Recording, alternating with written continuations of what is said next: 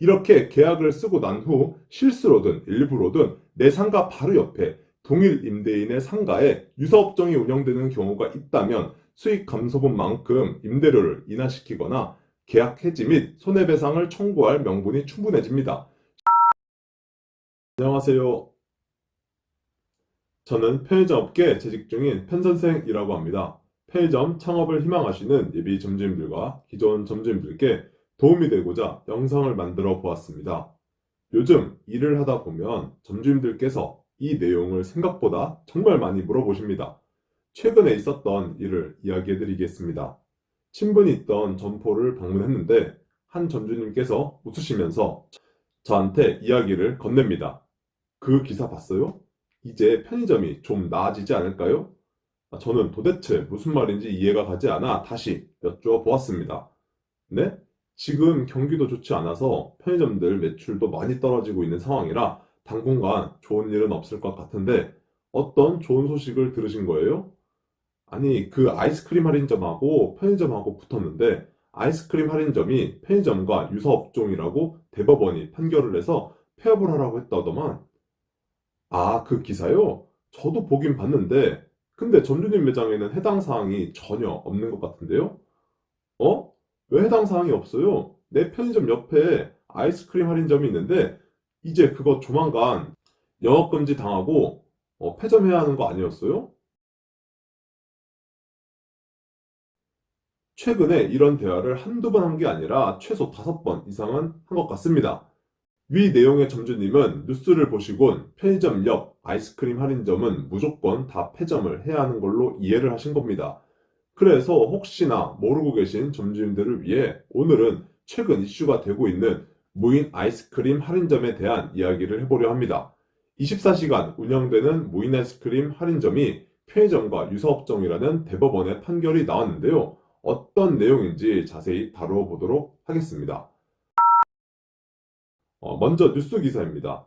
경기 김포시의 한 아파트 단지 상가 1층 약 30m 거리를 두고 편의점과 24시간 무인 아이스크림 할인점이 나란히 영업 중입니다.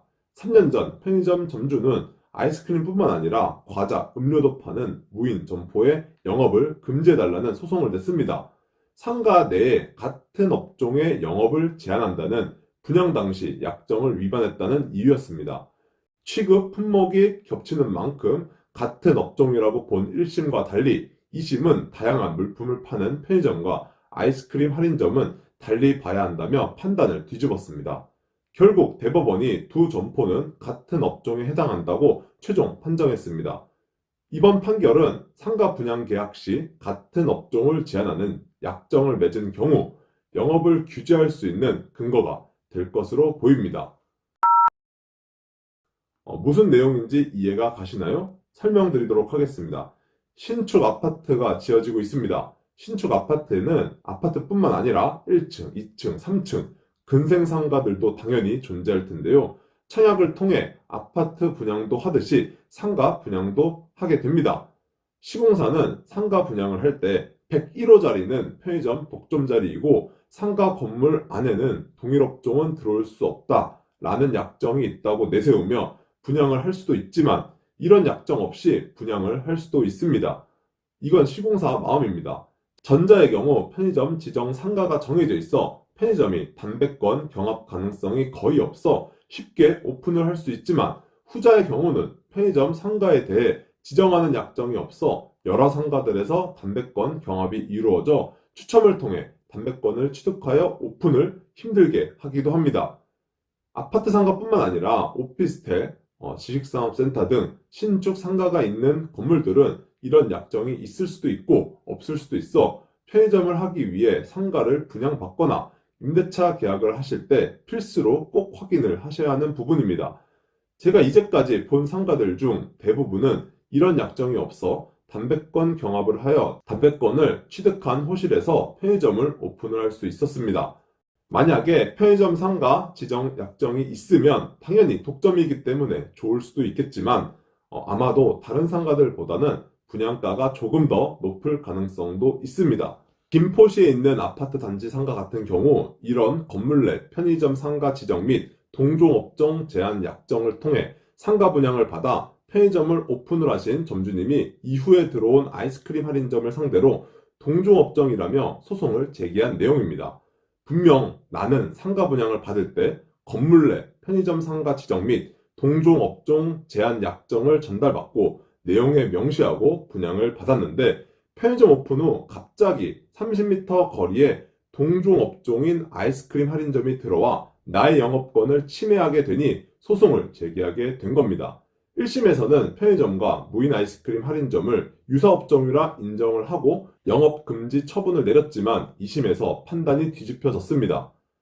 편의점과 아이스크림 할인점은 기본적으로 동일한 업종이 아니라는 이유라고 하는데 재판부는 편의점은 음식료뿐만 아니라 주류와 각종 생활잡화 등 다양한 물품을 판매하는 반면 아이스크림 할인점은 아이스크림, 과자, 빵 등 한정된 품목만을 판매하고 있다며 편의점의 핵심 특징인 포괄적 상품 판매라는 점을 고려할 때 기본적으로 동일한 업종이라고 보기 어렵다고 판시했다고 합니다. 하지만 최종 대법원의 판단은 달랐습니다. 편의점 매출 상당 부분이 아이스크림 할인점의 판매 품목과 겹치기 때문에 일반 고객들은 아이스크림 할인점을 사실상 편의점의 일종이라고 인식한다는 것입니다. 대법원은 편의점 매출 규모 중 40% 상당을 차지하는 담배를 제외하면 과자, 아이스크림, 음료 등 단순 가공식품류가 나머지를 차지하고 있다며 아이스크림 할인점 역시 단순 가공식품류를 판매하고 있어 일반 고객들로 하여금 사실상 편의점의 일종이라고 인식하게 할 가능성이 높다고 설명했습니다. 이렇게 최종적으로는 1심에서는 편의점 승, 2심에서는 아이스크림 할인점 승, 마지막 대법원에서는 편의점이 승리하게 되면서 아이스크림 할인점은 영업금지 처분을 받게 됩니다. 요즘 편의점 옆 아이스크림 할인점은 악어와 악어새처럼 서로 돕고 사는 존재가 아니어서 그렇지 한 세트로 어디에든 존재합니다. 이렇게 모든 편의점과 아이스크림 할인점들에서 위 같은 사항이 해당이 되는 건 아니고 최초 상가 분양 시에 이루어지는 조금 특별한 경우입니다. 신축 상가 분양 시에도 이런 사항들을 확인해 봐야겠지만 집합 건물의 임대인이 같을 경우에도 이런 문제가 발생할 수 있습니다. 예를 들어 101호, 102호 임대인이 같을 경우 101호는 편의점으로 임대를 주어 운영을 잘 하고 있다가 이후에 102호의 공실이 계속 이어지자 동종업종인 아이스크림 할인점을 임대 주는 경우도 생각보다 많이 보았습니다. 부동산이 모르고 혹은 알면서 중개를 했다고 한들 임대인이 상도덕상 보통은 내주진 않겠지만 계약서상 동종업종은 내주지 말아야 한다는 내용이 명시가 안 되어 있으면 상도덕 신경 안 쓰는 임대인이라면 그냥 내줄 가능성도 있습니다. 이런 경우도 있습니다. 아이스크림 가게 주인이 아이스크림 할인점을 한다고 이야기를 하지 않고 다른 업종을 한다고 속여서 임대차 계약을 한 뒤 아이스크림 할인점이 들어오는 경우도 있습니다. 최근 유명 유튜버 진자림 씨가 오픈 예정인 탕후루 가게도 마찬가지 상황인데요. 탕후루 가게가 이미 존재하고 있었음에도 바로 옆 호실에 디저트 카페를 오픈한다고 계약을 해놓고 탕후루 가게 바로 옆에 버젓이 또 다른 탕후루 가게를 차려버렸다고 들었습니다. 지금은 언론에 엄청난 비난을 받아 오픈을 포기했지만 편의점 옆 아이스크림 할인점도 전국에 정말 많습니다. 아무튼 그래서 편의점을 하시기 전 임대인과 임대차 계약서를 쓸 때 이런 내용을 꼭 넣어주셔야 합니다. 임대인은 본 계약의 계약기간 동안 위 부동산 주소지 인근 직선거리 기준 땡땡 미터 이내에 임대인 소유 부동산에서 임차인과 동일 또는 유사한 업종을 직접 운영하거나 제3자에게 임대를 주어서는 안 된다. 부동산에게는 위 문구를 꼭 넣어달라고 말하고 임대인에게는 계약 시 위 내용을 명확하게 짚어줘야 합니다. 본인이 동일 또는 유사 업종을 운영해서도 안 되지만 임대를 해주어서도 안 됩니다. 이렇게 계약을 쓰고 난 후 실수로든 일부로든 내 상가 바로 옆에 동일 임대인의 상가에 유사 업종이 운영되는 경우가 있다면 수익 감소분만큼 임대료를 인하시키거나 계약 해지 및 손해배상을 청구할 명분이 충분해집니다.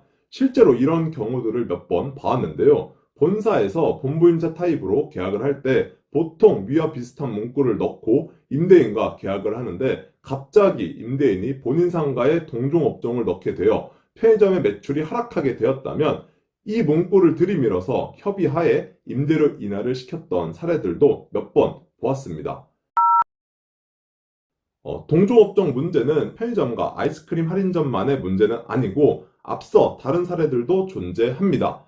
대법원은 호프집과 생맥주를 주로 팔아 호프집처럼 운영한 치킨집을 그리고 카페와 커피를 주로 판 음식점 사례에서도 지정업종을 어겼다며 영업 제한이 정당하다고 판단한 바 있습니다. 그래서 아이스크림 할인점 또한 동종업종으로 이번에 판결이 나게 된 것 같습니다. 분양받은 상가에 임차를 할 경우, 동일 임대인이 여러 상가를 가지고 있는 경우 등등.